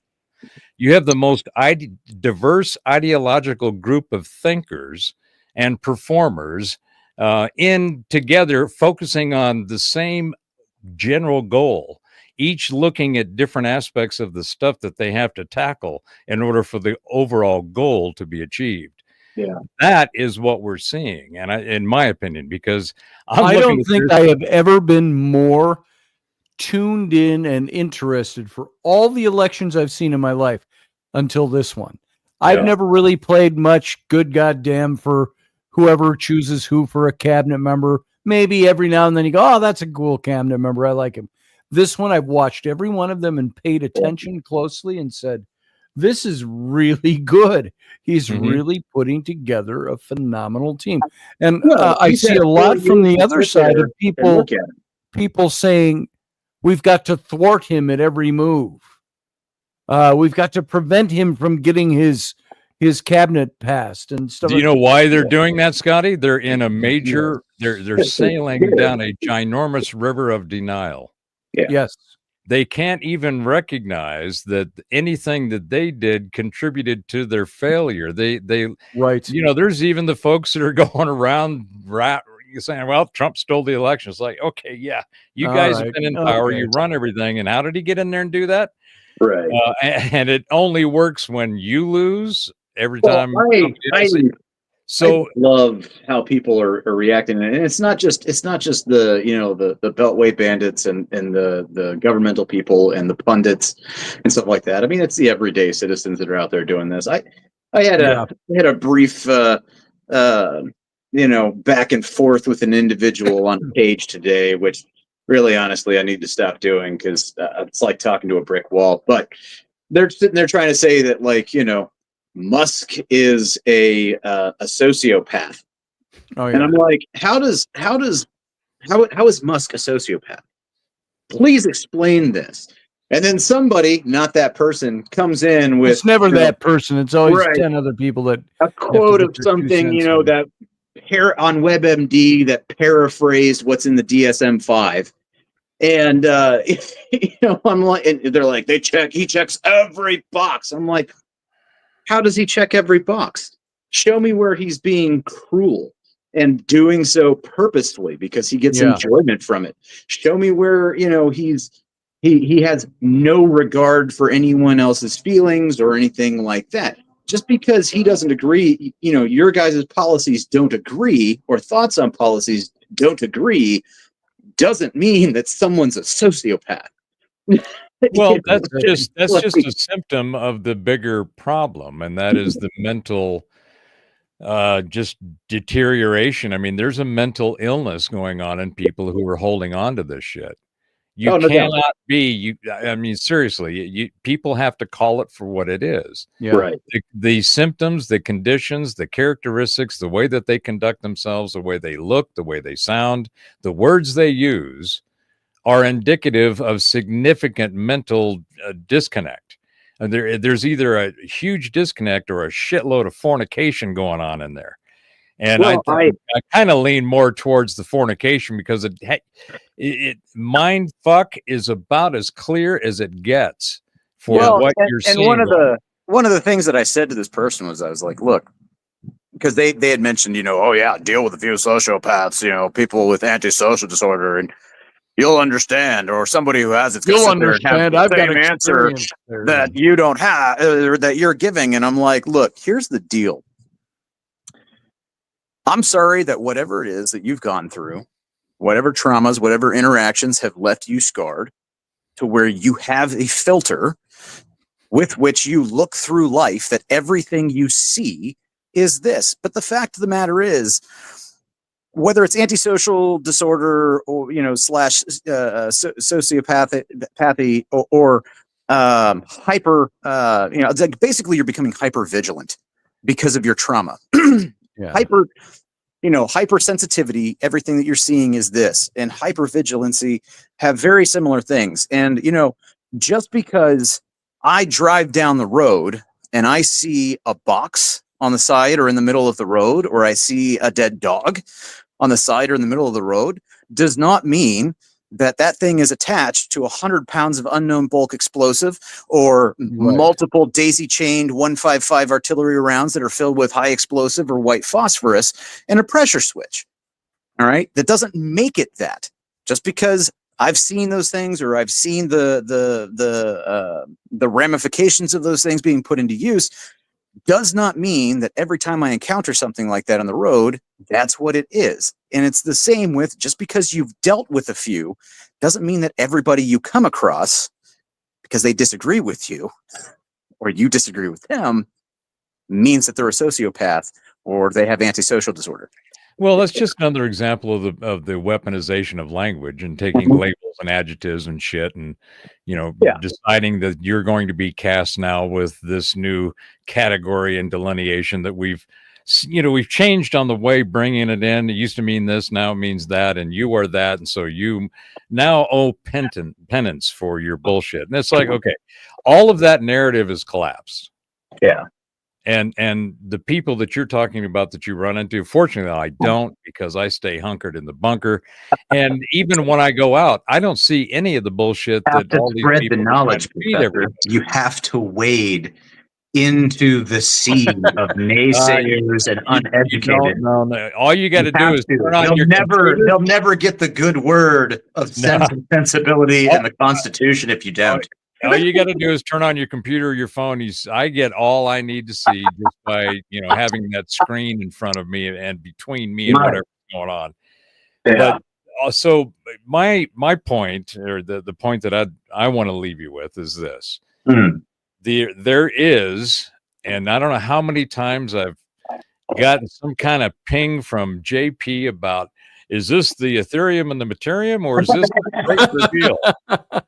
I can't resist that shit, bro. Well, and I am glad that you are a constant reminder, because now I can tell you that what you are seeing now is both. Can I ask you? Great reveal. Is he asking that sincerely of you? Is that with sincerity that he asked you that, or is he being a sarcastic ass? I think both. Who knows? Only Jason knows. Only for sure. Jason knows. We can't read his mind.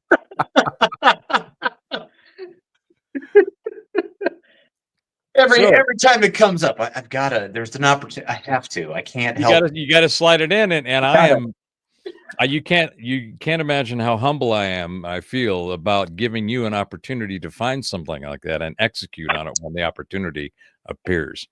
So, this is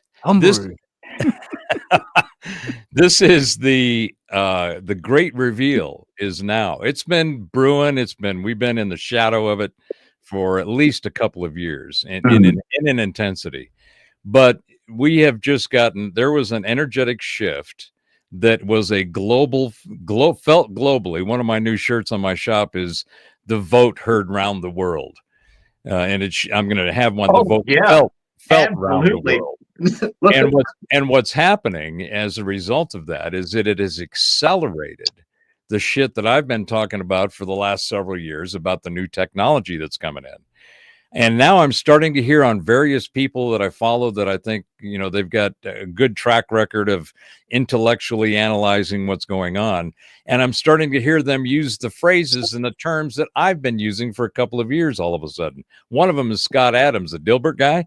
Yesterday morning, he does his normal show, and it's pretty entertaining, and it's also informative. But he starts with some news articles and shit. He says, well, it looks like they have finally gotten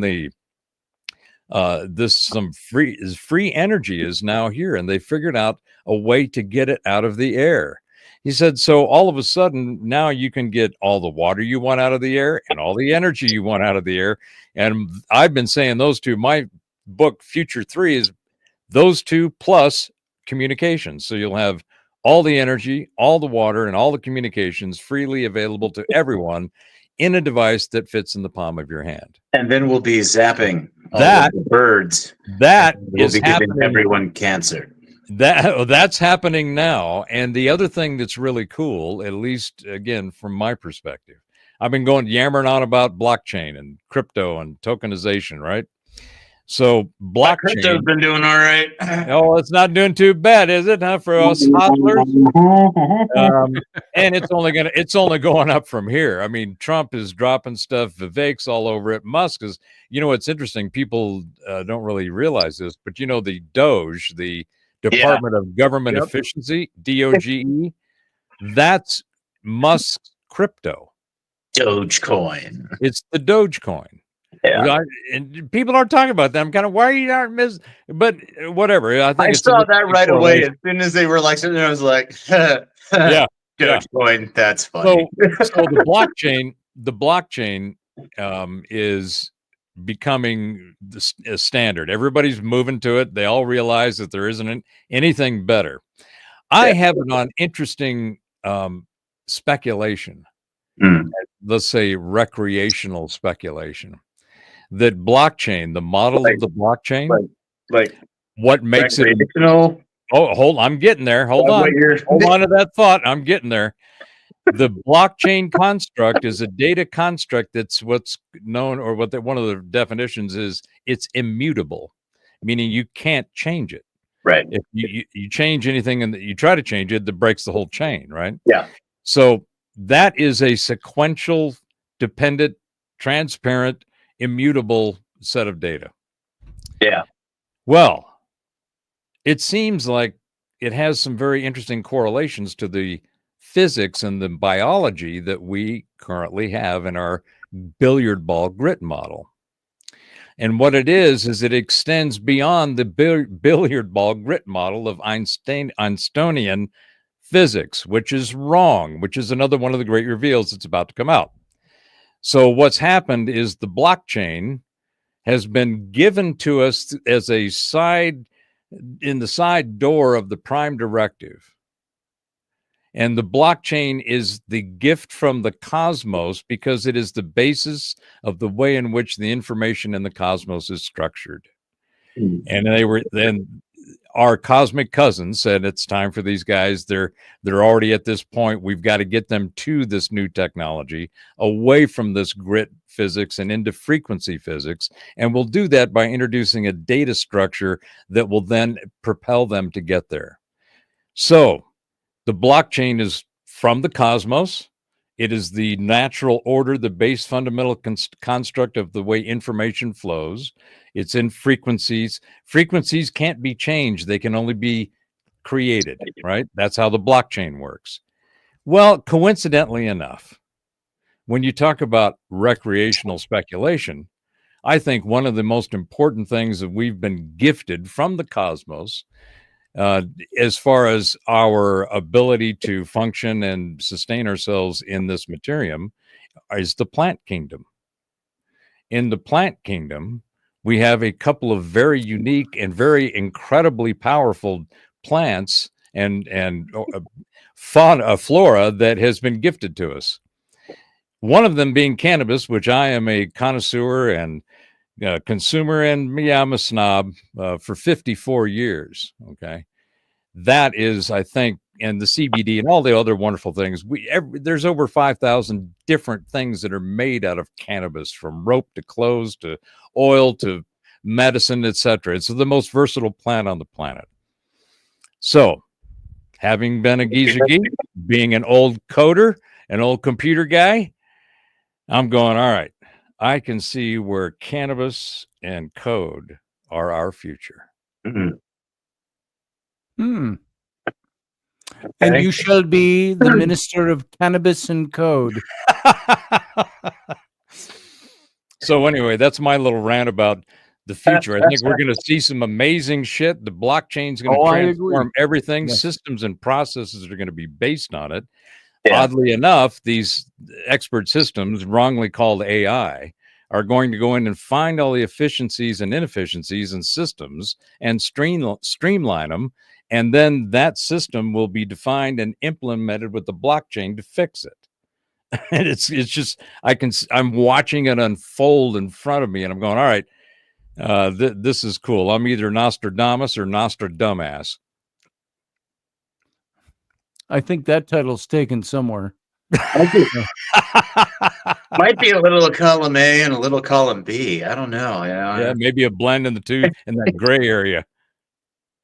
Well, and I hate to say it, we are out of time, but I need to talk with you, Professor, about, maybe even you, JP, about some Bitcoin stuff. Some Bitcoin stuff. All right. Okay. Not right now. But, I am not an expert, so nor am I. You're wanting technical advice. I'll be more than happy to give you a primer on the structure and the landscape. We're not worried about that. I can tell you where the on ramps are and where you can go, but and it's gotten to the point. when I first got into it about 8 years ago, it was very difficult. It was hard Yeah. to get in. And I see Claudette and Marie in the chat. Yeah, I've got most of my stuff on Coinbase, and Coinbase is the easiest thing to do. So I had a buddy who I had mine through crypto. And about 8 years ago, he had 15 computers running 24/7. oh, mining. Yeah. Mining. And sometimes he did really well. I mean, he had a basically what would be a mansion. It's a big house down in Dallas and 3 Teslas and all of that, and all with his Bitcoin mining. So anyway, yeah, and that's the other thing too, is that between not only a financial system totally modeled on the blockchain, but we're already seeing a massive drain in the energy requirements for the expert systems that are out there. Microsoft is going to reopen 3 Mile Island, or Ellison's buying his own nuclear plant. I don't know how many Musk has already probably got lined up and ready to go, but I'm sure plenty. You have all of the energy requirements for the computing, quantum computing, which is bullshit, but they still take a lot of energy. Electric cars, everything is becoming more electrified, and we don't have a grid right now that can service that need. And so there's all kinds of work that's going to start because of the recrafting, looking at new systems and processes and technologies to change all this shit. Nothing can be fixed or repaired. It has to be replaced. And fortunately, we've got the tech. And apparently, we got a bunch of smartasses gathered up over there in D.C. who are going to make a run at it, and I am cheering them on. Well, there you go. We'll talk about this more another time because we've got to call it quits for tonight before it gets too far after the hour. So I think you all must have heard me say when we stopped the radio portion of the show, I said, now we're in the captain's cabin where we will squeeze in some conversation as long as time permits into the allotted spaces. So we're at the end of our allotted space. Yeah. Whatever that means. Whatever that means. Yeah, that sounds good. Well, thanks for letting me in, Yammer. Appreciate it. Good to see you, Professor. All right, and come again next time. Keep your eyes open for the great reveal. It's happening every day, all around. My eyes are glued open to everything. Yes, I'm waiting to see all around the Ethereum and the Materium to just start showing up in packaged bricks. Yeah, it's a Coast Guard cutter. Well, just be careful. Just be careful. You'll end up all covered in it and it dripping off your face, and you'll be wondering what happened. That's kind of good. It's like butter and cream sauce dripping off your chin when you're eating Alexa. That's right. So, all right, guys. See ya. All right, gents. See you again on Wednesday. See you, JP. If I see you Wednesday? Possibly. We'll see. Depends on my connection. Yeah. All right, brother. All right. See you later. Everybody else, thank you for being here tonight. Isn't this a wonderful show? Wasn't this a lot of fun? Let's do this again on Wednesday. And so everybody stay tuned. Watch your announcements for tomorrow. We may have a Robertson. I've got to talk to Wendy, see if we're on tomorrow. And other than that, thanks for sticking around for the Captain's Cabin. And, I feel lately, I think what it is, since we went off air on the radio, since the radio station got shut down for a while, I just feel like I'm floating around. I feel like the shows don't have the impact and the power and it's like, okay, we're going to end the radio portion now. Well, the whole thing is an ended radio portion, but blah, blah, blah. You get it. So I feel a little like we're a little floaty with this show lately. We're just a podcast right now, but we still try to keep it structured somewhat. So I want to say thanks for being here for the radio show and for sticking around for the Captain's Cabin. There you go. I appreciate your time and that you're here. And you guys have the rest of your night may be a good one, and live long and prosper.